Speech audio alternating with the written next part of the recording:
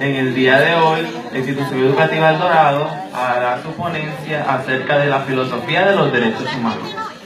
Nuestra ponencia está hecha a manera de diálogo, porque recuerden, ustedes estimados oyentes, que el diálogo es el género por excelencia de la filosofía. Por ejemplo, los diálogos de Platón. Pero para esto es necesario un paseo histórico de dónde nacen estos derechos. Entonces, en primer lugar, tendríamos que analizar qué es el derecho natural. El derecho natural es la base donde surgen los derechos humanos. Antes, en la antigüedad, los griegos confundían el derecho natural, que son las leyes de la naturaleza, con las leyes humanas. En las leyes del cosmos incluían las leyes morales, que son dos cosas muy diferentes, porque la concepción de derecho natural de los antiguos era teológica, era basada en Dios. ¿Qué opina el aristotélico acerca sobre esto? Bueno, sí, lo que yo quisiera agregar es que Aristóteles fue el primer filósofo que hizo la diferencia entre el derecho natural como ley jurídica y derecho natural. Para él, el derecho natural no depende de la aprobación o desaprobación del ser humano. Un claro ejemplo del derecho natural podría ser el derecho a la vida. Esto lo contradice mucho el aborto y la pena de muerte que, por ejemplo, en algunos estados de Estados Unidos existen leyes que lo aprueban, ¿cierto? Entonces, para agregar eso ahí, continúo. En el siglo XVII y el XVIII, en la Ilustración con John Locke, entonces se cambia el concepto de derecho natural.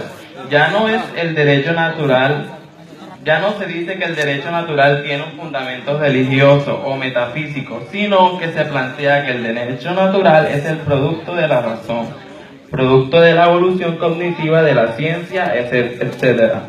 Ese derecho natural, como lo había planteado, es verdaderamente la base para que surjan los modernos derechos humanos.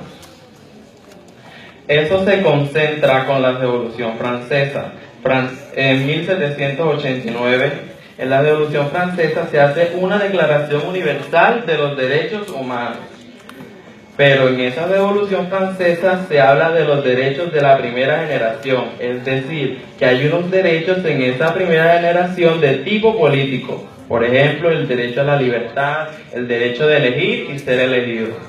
¿Qué opina el aristotélico sobre esto? Bueno, lo que yo opino de eso es que desde la época de Aristóteles ya se está reflexionando sobre este tipo de derechos, especialmente la libre expresión. Ahí dice en el libro de Aristóteles La Política, dice: expresarnos libremente definitivamente es sinónimo de libertad, y si somos libres somos felices. Más tarde, con la revolución industrial, en el auge económico del capitalismo en el siglo XIX y con el liberalismo, surge otra concepción de los derechos humanos. Vendrían siendo los derechos de segunda generación, pero esta segunda generación ya no sería de tipo político, sino que iría más allá, iría a la reivindicación de tipo económico. Por ejemplo, a finales del siglo XIX, el derecho a que los que hayan derecho que los trabajadores laboren 8 horas y no como hacían antes, que trabajaban todo el día. Esto era algo totalmente inhumano.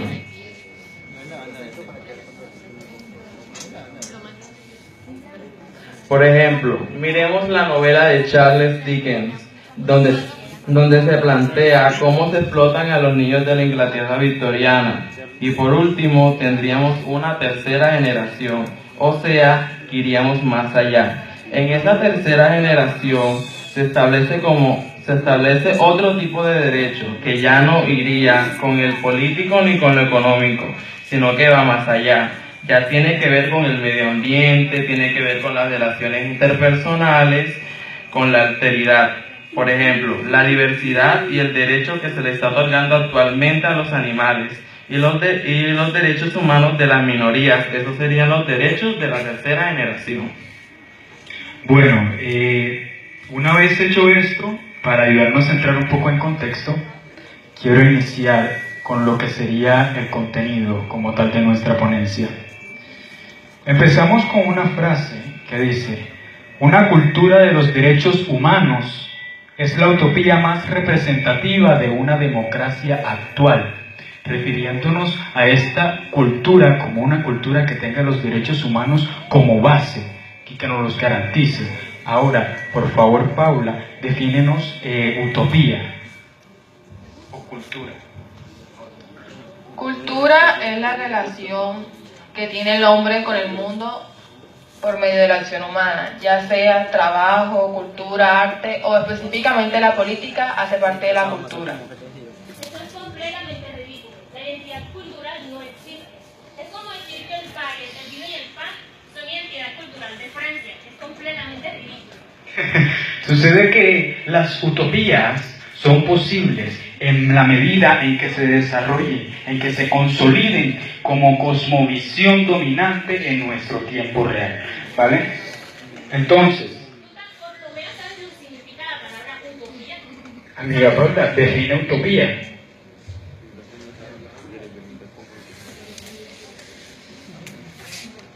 Podemos definirlo como un proyecto de una sociedad ideal y perfecta, como una meta a la que se quiere llegar. Eso jamás va a ser así. La palabra utopía no significa no lugar, ningún lugar. ¿Eso qué quiere decir? Es completamente imaginario. Jamás va a ser posible. Como ya te he dicho, como ya te he dicho. Pueden haber un lugar con paz, con tanta hambre, tanta guerra, tanta injusticia.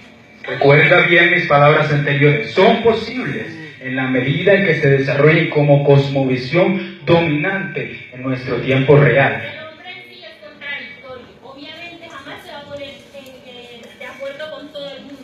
Con esto quiero decir que cuando una serie de principios sociopolíticos son aceptados de manera universal, se convierten en referentes obligados de tipos ético, moral y cultural. Ahora quisiera, por favor, amiga Paula, defínenos lo que sería la cosmovisión.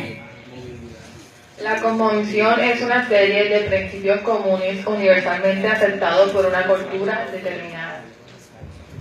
Bueno, los principios en los que se fundamentan los derechos universales son 5, que serían la igualdad, la responsabilidad, la libertad, la dignidad y, por último, sería la autonomía.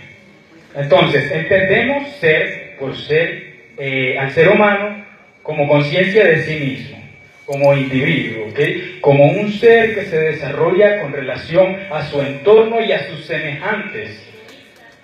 Sí, porque por naturaleza lo somos, pero no, quizá. Bueno, sucede que el ser humano se desarrolla en todas sus dimensiones y se potencializa como ser racional. Entonces, a su vez, este tiene necesidades que han surgido de tipo espiritual y material. Entonces, el hecho del ser humano relacionarse con su entorno y con sus semejantes es lo que hace posible que éste se desarrolle como un ser social y como un ser político. Este hecho de relación que hay con su entorno y con sus semejantes es lo que nosotros denominamos alteridad. Por favor, define alteridad. Alteridad es una categoría de las éticas contemporáneas, lo cual busca que el hombre escuche y respete al otro. Esto es un ejemplo, el pobre es un ejemplo. Todo el mundo se debate para poder sobresalir. Sí, ¿estás segura de eso? Alteridad, acabamos de definirlo, nos estamos relacionando. Escucharlo. Y se me hace irónico que digas eso porque tú me estás escuchando. Bueno, sucede que no existe una conciencia únicamente del yo individual. aquí te tumbo lo del egoísmo, aunque no del todo, porque como te digo es un principio natural. Existe también una conciencia de la otra persona, de ti, como seres que tienen atributos de los fundamentos de los derechos humanos. ¿Ok? Entonces, en ese orden de ideas, podemos decir que el ser es un resultado, que es un producto inevitable de su cultura, ¿vale? Y que el ser político, el ser social, solamente se puede desarrollar, se puede llevar a cabo dentro de un complejo proceso social. ¿Por qué? Sabemos que la política nace de la necesidad de organizar las sociedades. Por eso es que está esta estructura jerárquica que conocemos hoy día. Sí, también, claro que todas las sociedades necesitan control. Sí, entonces el ser social también va de la mano precisamente con la sociedad, no hace falta definir. No, porque el ser humano se crea dependiendo de su cultura.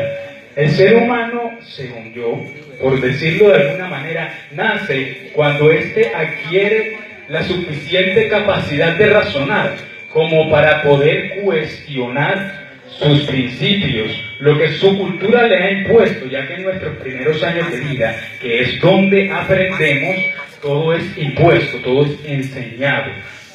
De ahí todo viene de nuestro referente, de nuestra cultura. Entonces, sin una sociedad, el ser político y el ser social simplemente no sería posible por el hecho de que estos se basan en la organización y en la relación de la sociedad. Sin la sociedad no existen estos principios. Sucede que si el ser humano fuese sido concebido, bueno, pongámosle una situación hipotética. Hay un solo hombre en el mundo, no sabe que existe sociedad, no existe más nadie, no tiene conocimiento de que hay una persona como tú o una persona semejante a él. ¿Qué sucedería? Simplemente sigue su instinto. Se convertiría en un animal, porque lo que buscaría sería garantizar su bienestar, precisamente dándole pie al concepto de egoísmo, concepto que ciertamente no existiría. Entonces, en cuanto al ser político, este se desenvuelve únicamente en el ámbito comunitario, refiriéndonos a comunitario como el espacio.